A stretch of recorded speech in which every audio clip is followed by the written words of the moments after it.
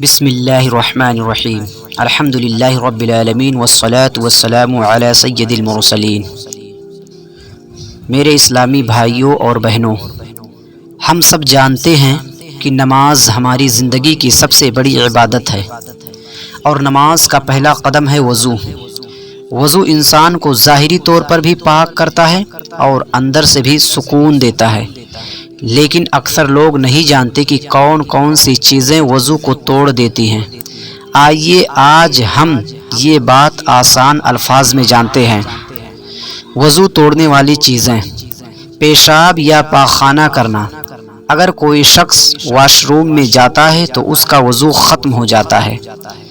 پیچھے کے مقام سے ہوا کا نکلنا، چاہے آواز کے ساتھ ہو یا بغیر آواز کے، وضو ختم ہو جائے گا۔ خون یا پیپ کا بہنا، اگر کسی کے زخم سے اتنا خون نکلے کہ بہنے لگے تو وضو ٹوٹ جاتا ہے۔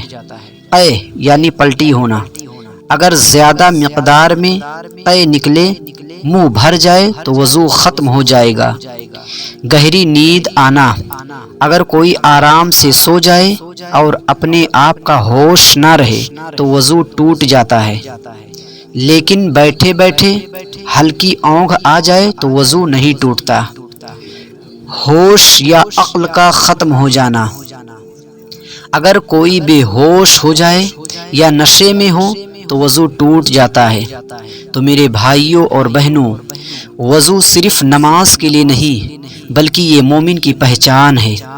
ہمارے پیارے نبی صلی اللہ علیہ وسلم نے فرمایا کہ قیامت کے دن میری امت کو وضو کی وجہ سے پہچانا جائے گا۔ ان کے چہرے، ہاتھ اور پاؤں روشنی سے چمک رہے ہوں گے۔